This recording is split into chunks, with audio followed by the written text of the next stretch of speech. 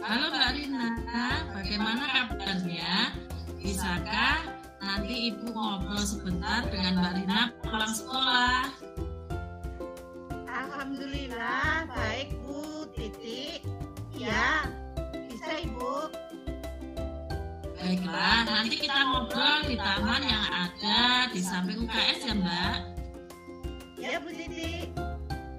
Begini Mbak Rina, Ibu mengajak ngobrol Mbak Rina, sekolahan mau ada perlombaan pidato bahasa Inggris tingkat kabupaten. Mau ada perlombaan bahasa Inggris tingkat kabupaten. Apakah Mbak Rina juga mendengar hal itu Mbak?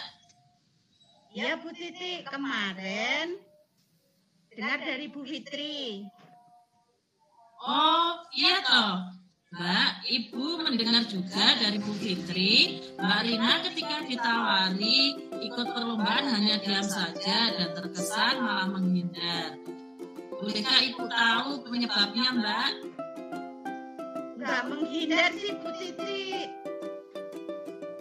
Terus apa masalahnya Mbak? Cuman kalau disuruh ikut lomba, nggak percaya diri. Oh, kurang percaya diri itu penyebabnya. Biasanya kalau kurang percaya diri itu juga ada penyebabnya loh Mbak. Coba Mbak Rina bicara dengan Ibu. Ya kalau penyebabnya sih kan grogi Bu, bicara di depan orang banyak. Satu. Terus takut nggak dapet juara Bu Titi. Terus Mbak Rina, saat ini kan kita sedang ngobrol. Mungkin Ibu bisakah membantu atau mungkin apa yang Mbak Rina harapkan dari ngobrol dengan Ibu saat ini? Ini Bu Titi, nanti kalau saya bisa ngobrol sama Bu Titi,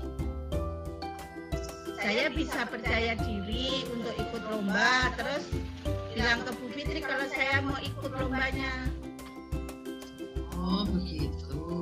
Begini Mbak Rina ya, setiap orang itu punya kelebihan dan kekurangan. Pasti di dalam diri Mbak Rina ada kelebihannya. Coba Mbak Rina pikirkan kira-kira apa ya kelebihan Mbak Rina? Kelebihan saya bisa komunikasi pakai bahasa Inggris lancar Bu Titi. Oh, bagus itu Mbak. Mungkin ada lagi Mbak? Apa ya? Saya senang bahasa Inggris. Sudah bicara lancar, berkomunikasi lancar menggunakan bahasa Inggris, senang dengan pelajaran bahasa Inggris. Sudah ada 2 kelebihan. Mungkin ada lagi Mbak? Nilai saya juga bagus dari Bu Fitri bahasa Inggris. Nah itu Mbak Rina kan sudah punya 3 kelebihan yang mungkin teman lain tidak punya. Pertama Mbak Rina bisa berkomunikasi bahasa Inggris, yang kedua senang dengan pelajaran bahasa Inggris, yang ketiga nilai bahasa Inggrisnya mesti bagus. Mbak Rina dengan kelebihan yang Mbak Rina punya, seumpama Mbak Rina ikut perlombaan, Bu Titi yakin Mbak Rina akan bisa dan mampu. Kira-kira Mbak Rina akan berubah pikiran apa tidak ya? Kalau nanti saya sudah ketemu Bu Fitri, terus sudah ngobrol sama Bu Titi, semoga nanti saya bisa percaya diri, terus bisa ikut lomba. Oke, Ibu senang mendengar keputusan Mbak Rina. Terus langkah ke depannya, apa yang akan dilakukan Mbak Rina kira-kira? Langkah saya belajar sendiri dulu bahasa Inggris, pidatonya, kemudian lihat di YouTube, terus belajar bareng sama teman-teman. Itu Bu Titi. Terus mungkin nggak perlu didampingi sama guru bahasa Inggrisnya? Ya, pingin sih. Nanti kalau saya sudah yakin saya mau ikut lomba, saya pengen matur ke Bu Fitri kalau saya pengen didampingi belajar bareng sama Bu Fitri. Wah, itu langkah yang bagus loh Mbak, langkah yang hebat. Pasti Mbak Rina akan mampu untuk ikut perlombaan tersebut. Terus gimana ya Bu Titi ngomongnya sama Bu Fitri? Nanti akan Ibu bantu sampaikan. Tapi Mbak Rina sendiri yang harus mencoba bicara dengan Bu Fitri sendiri, ya. Nanti kalau ketemu Bu Fitri, baik Bu Titi, nanti saya akan berlatih bahasa Inggris, kemudian nanti saya ketemu Bu Fitri untuk matur kalau saya mau ikut lomba bahasa Inggris dan minta bimbingannya Bu Fitri. Oke. Semoga sukses Mbak Rina. Terima kasih Bu Titi sudah ngobrol bareng sama saya. Terima kasih solusinya. Sama-sama. Ya, dari pengamatan tadi, percakapan tadi, untuk tujuan coaching tadi sudah ditanyakan sama gurunya ya, Bu Titik ya. Nah, kemudian Mbak Rinanya juga sudah menyampaikan tujuannya tadi ya, tujuan dari pertemuannya. Kemudian untuk poin yang identifikasi tadi juga sudah dilakukan oleh coachnya yaitu Bu Titi. Tadi sudah menanyakan menggali apa saja kelebihan dan potensi yang dimiliki oleh Mbak Rina. Kemudian untuk rencana aksinya tadi Mbak Rinanya juga sudah menyampaikan rencana aksi yang akan dilakukannya, akan berusaha berlatih dengan lebih giat lagi supaya muncul percaya dirinya. Kemudian yang terakhir tadi tanggung jawabnya juga sudah ditampakkan oleh Mbak Rina ketika nanti di pertemuan berikutnya akan menyampaikan ke guru bahasa Inggrisnya ya tentang sikapnya tadi. Demikian yang dapat saya sampaikan. Terima kasih.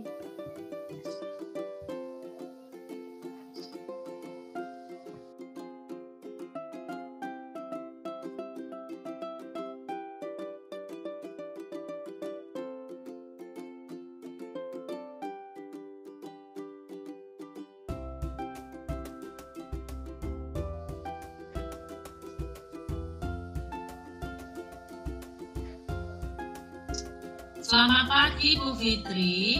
Apakah Bu Fitri ada waktu? Saya ingin menceritakan sesuatu kepada Ibu. Oh ya, tentu Bu Fitri ada waktu.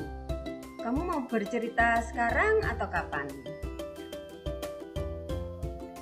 Nanti saja Bu pulang sekolah. Kalau sekarang nggak enak, nanti kedengaran sama teman-teman yang lain. Oke, kalau gitu baiknya nanti kita gimana enaknya ngobrolnya nanti? UKS saja ya Bu, kan sepi di sana, terus nggak ada orang. Kalau di ruang guru nanti ada guru lain dan kedengaran sama Bu Ririn tidak enak. Oke, kalau gitu nanti sepulang sekolah Fitri akan langsung ke UKS ya. Kamu tunggu di sana. Iya Bu. Ya.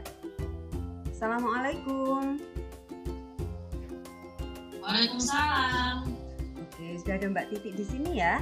Mbak Titik sudah siapkah mau bercerita sekarang? Iya Bu. Tapi sebelum bercerita, apakah saya tidak akan dimarahi atau nanti Ibu tidak akan bilang sama Bu Fitri? Ya tentu tidak. Ini rahasia kita berdua ya. Ya Bu, begini loh Bu. Saya itu merasa kalau di kelas itu tidak diperlakukan adil sama Bu Ririn saat pembelajarannya. Kemudian saya sering diabaikan, saya merasa dikucilkan, tidak dihargai Bu. Oh, jadi begitu. Nah, terus tujuan Mbak Titik ngobrol sama Bu Fitri ini nanti, kepengennya nanti apa yang pengen dicapai?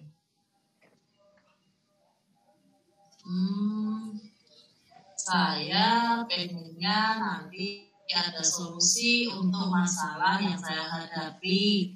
Kemudian saya pengennya Bu Ririn mengetahui apa yang sebenarnya terjadi. Itu Bu. Oh iya. Tadi kamu bilang Bu Ririn memperlakukan kamu tidak adil atau menyindir-nyindir gitu ya pas pelajaran. Nah, bisa kamu ceritakan lebih lanjut seperti apa sih kok Mbak Titi ini merasa seperti itu? Ya itu loh Bu, pas pelajarannya Bu Ririn itu kan teman-teman yang lain itu ditanya, saya itu tidak. Kalau ada soal itu ditujukan diberikan pada teman yang lain, padahal saya itu bisa menjawab Bu, tapi saya dibiarkan saja. Kemudian Bu Ririn saat di depan kelas itu juga kata nyindir-nyindir saya kalau saya itu tidak les di tempat beliaunya. Kan di tempat beliaunya ada les privat toh Bu, kan saya tidak mengikuti. Nah itu di kelas kadang saya disindiri sama Bu Ririn. Oh, jadi kamu merasa bahwa tindakan Bu Ririn selama ini yang kamu merasa diajukan itu sebabnya karena kamu tidak ikut les privat di tempat beliau, begitu ya? Nah, kalau boleh tahu nih. Iya Bu. Nah, kalau boleh tahu, apa sih alasan Mbak Titi kok tidak ikut les privat di tempat Bu Ririn?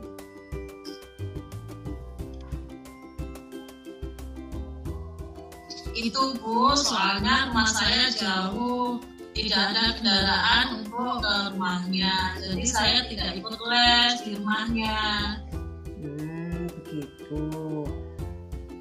Kalau dukungan orang tua bagaimana?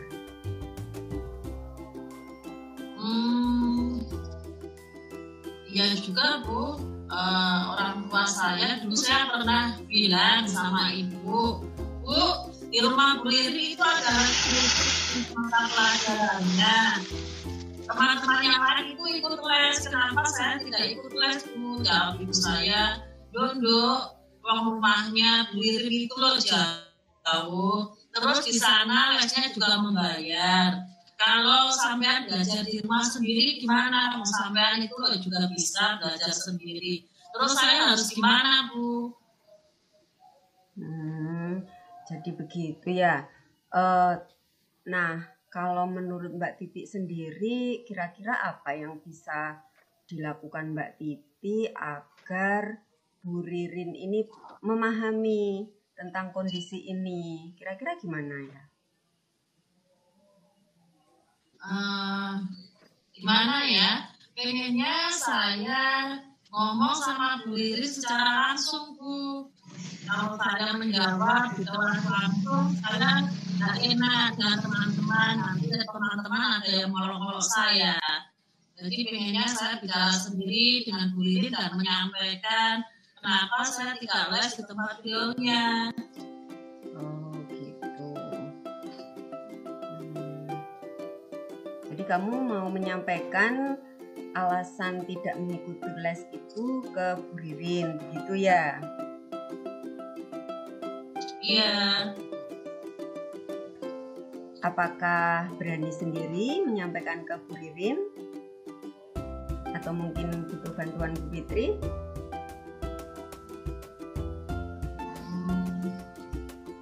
Kalau saya sendiri, apakah diperbolehkan atau mungkin gimana Bu ya? Kalau dibantu Ibu juga boleh, Ibu hanya menyampaikan, nanti saya biar menghadap, kapan bisanya Bu Ririn saya tak menghadap. Oke, siap kalau begitu. Jadi Bu Fitri nanti akan menyampaikan ke Bu Ririn bahwa Mbak Titi akan menyampaikan sesuatu gitu ya. Lalu nanti Mbak Titi sendiri yang menjelaskan ke Bu Ririn ya. Oke, siap. Iya.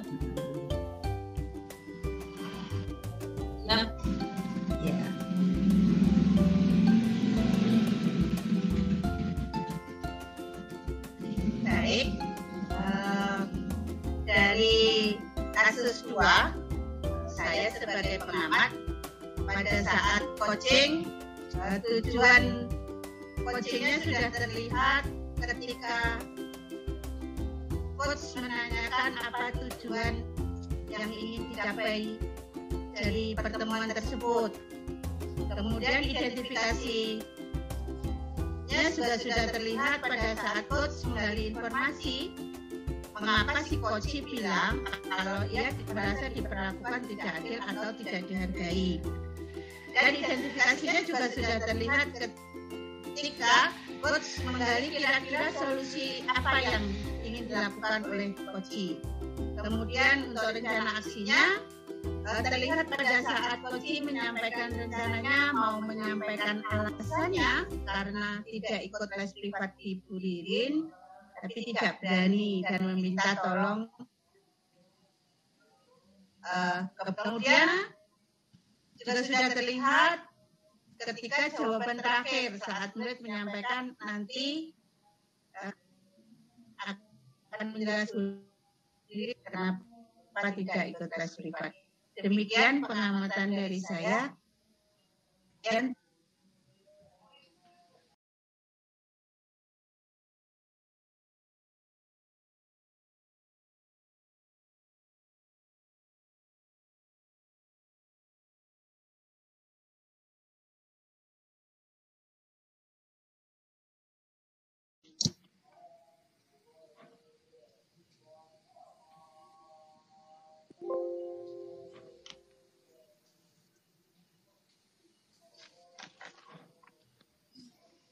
silakan Bu Ririn. sudah mulai? Ya.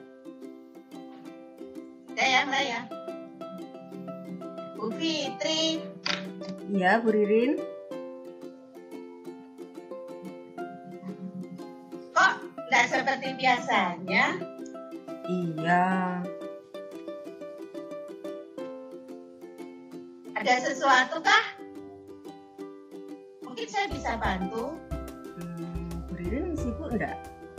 Saya pengen cerita sebenarnya.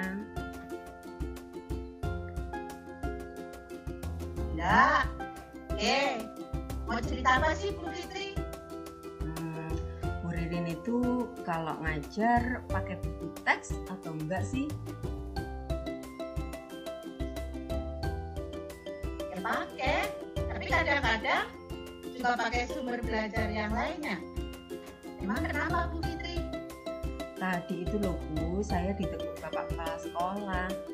Katanya pada saat supervisi kemarin pas ada pengawas itu loh Bu, itu saya tidak menggunakan buku teks.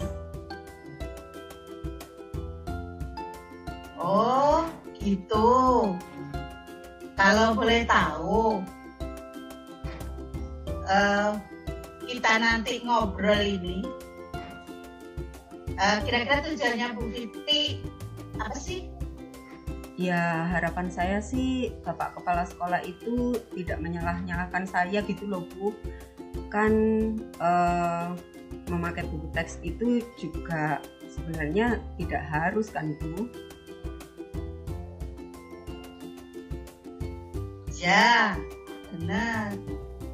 Terus kalau misalkan nanti kita sudah ngobrol, sebenarnya kalau boleh saya tahu ya, Fitri kalau ngajar di kelas seperti apa sih? Nah saya itu sudah menggunakan presentasi PowerPoint Bu, saya tayangkan di LCD yang sebelumnya pun juga sudah saya kirim ke Google Classroom. Saya juga menayangkan video Bu di situ. Kadang-kadang saya juga menggunakan media langsung, model organ-organ tubuh itu Bu untuk mengajar. Lalu anak-anak saya beri lembar kegiatan. Begitu Bu. Wah, sudah bagus sih sebenarnya. Yang dilakukan Bu Fitri di kelas sudah bervariasi. Terus kalau tidak ada buku teks, anak-anak belajarnya gimana Bu? Ya dari presentasi PowerPoint itu kan anak-anak bisa belajar dari situ Bu. Kemudian dari video yang saya berikan kan itu juga bisa seperti seperti itu, Bu. Itu juga sudah lengkap. Terus anak-anak gimana di dalam belajarnya di kelas gitu, Bu, kalau pakai yang seperti Bu Fitri lakukan itu? Anak-anak itu senang, Bu. Mereka enjoy saja belajarnya.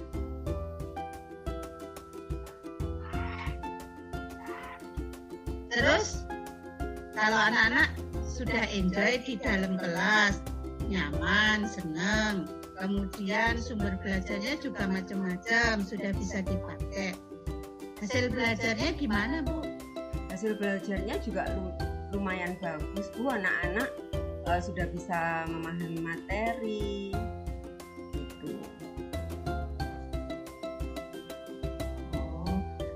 Berarti sebenarnya sudah lengkap ya, Bu? Cuma nggak pakai buku teks saja gitu ya kemarin? Iya. Terus kira-kira untuk menyelesaikan masalah ini rencananya Bu Fitri gimana? Sebetulnya saya itu ya pengen tetap menghargai Bapak pengawas ya. Apa mungkin Bapak pengawasnya itu meminta guru itu untuk menggunakan buku teks agar anak-anak senang baca. Apa mungkin begitu ya, Bu? Nah, itu mungkin Bapak pengawasnya menekankan kita pakai buku teks karena untuk literasinya anak-anak. Mungkin di situ, Bu Fitri. Jadi walaupun sudah bervariasi, sudah macam-macam ini, tapi buku teksnya tetap biar literasinya anak-anak tetap ada. Iya, Bu. Ya. Terus saya mengerti. Rencana ke depannya gimana, Bu Fitri? Kalau begitu nanti saya mengajarnya tetap seperti yang selama ini, pakai presentasi PowerPoint, pakai video, juga ada lembar kegiatan, tapi saya juga tetap mengacu pada buku teks. Maksudnya saya juga menghimbau anak-anak untuk membaca buku teksnya. Gitu aja ya, Bu ya. Ya, alhamdulillah. Berarti sudah lega ya Bu Fitri, sudah bisa cerita. Kemudian ke depannya Bu Fitri juga sudah tahu harus seperti apa. Sepakat ya Bu Fitri? Iya, tetap Bu. pakai Iya, begitu saja teks. enaknya ya, Tetap Bu. pakai buku teks. Iya. Ya. Oke, makasih Bu Oke, Ririn. tetap semangat ya Bu Fitri. Oke, tetap semangat. Sama-sama. Oke. Demikian presentasi dari kasus 2. Saya sebagai pengamat, dari pengamatan yang saya amati, dalam coaching tersebut sudah terlihat tirtanya. Tujuannya sudah disampaikan oleh coachnya, yaitu pada saat coach menanyakan harapan atau tujuan dari Bu Fitri. Kemudian untuk identifikasi sudah dilakukan oleh coachnya, yaitu pada saat menanyakan cara mengajarnya Bu Fitri, nanti kenyamanan anak-anak, kemudian hasil belajarnya, kemudian perasaan Bu Fitri ketika menerima umpan balik dari kepala sekolah dan pengawasnya. Untuk rencana aksinya juga begitu sudah terlihat, yaitu sudah dilakukan coachnya saat menanyakan rencana coach ke depannya untuk menyelesaikan masalah dan menerima umpan baliknya. Yang kedua yaitu coach memberikan penguatan tentang rencana aksi dari coach. Tadi sudah terlihat. Yang terakhir yaitu adalah tanggung jawab. Di situ juga sudah dilakukan oleh coachnya, yaitu pada saat menanyakan langkah untuk mengembalikan semangat dan menerima sarannya.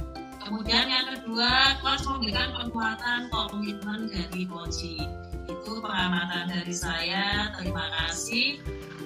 Ada sesuatu hal yang ingin saya sampaikan dalam presentasi kita mulai kasus 1 dan 2, mungkin di situ ada komunikasi yang kita memanggil siswa anak didik kita dengan kalimat Mbak, memang kita lakukan karena juga untuk penanaman karakter untuk siswa, kebiasaan baik di sekolah, dan sebagai wujud kita menghargai kepada anak. Demikian. Wassalamualaikum warahmatullahi wabarakatuh.